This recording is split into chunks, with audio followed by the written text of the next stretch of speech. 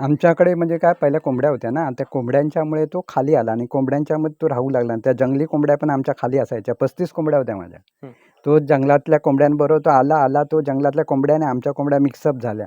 अजूनही त्या कोंबड्या आहेत आणि त्या मिक्सअप झाल्यानंतर काय झालं, की त्याला वाटलं की आपलं हे घरच आहे आणि तो मग आमच्या कोंबड्यांबरोबर इकडे-तिकडे असं फिरता-फिरता त्याला मग आमचा लळा लागला. लळा लागला, आम्ही खायला बसलो, जेवायला बसलो, की तिथे येऊन बसायचा. बसता-बसता त्याला एवढा लळा लागला, की आमच्या घरापर्यंत तो आतमध्ये शिरून आम्ही जेवायला बसलो, की तिथे पण जेवायला पण सगळं गोळ्या, बिस्किट सगळं खायचा. आणि तेव्हा त्यांच्याबरोबर माझा एक बिट्टू नावाचा कोंबडा होता. तो फार शिकवलेला होता. तो मारला गेला आणि मग आपल्या कुत्र्यामुळे. नाहीतर तो बिट्टूची आणि हिची फार जोडी असायची आणि ती जोडी असल्याकारणाने हे दोघे फिरून जायचे कुठे पण.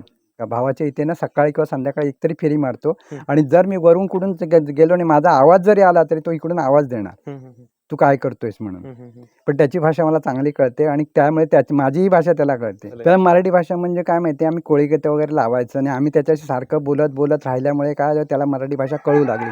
नेहमी सारखंच बोलायचं. कुठे तिकडे फिरत असला ना, इकडे ये.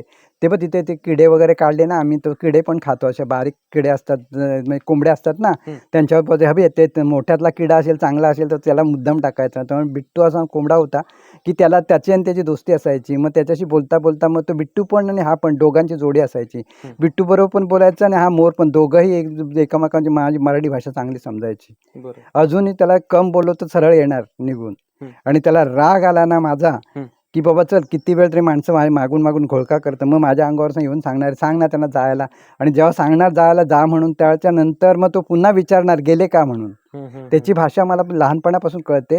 कारण कसं, आईचं मूल जर लहान असेल ना, तेव्हा आईचा मुलगा जरी तोंडाने बोलता आला नाही, काही काळाने असं होतं की आईच्या मुलाची भाषा आईला कळते.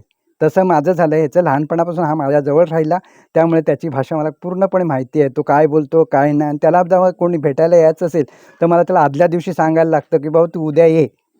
ते टायमिंग पण सांगावं लागतो की टायमिंग दिलं त्या टायमिंगला बरोबर आवाज देणार. जनशक्तीचा बुलंद आवाज म्हणजेच रत्नागिरी खबरदार.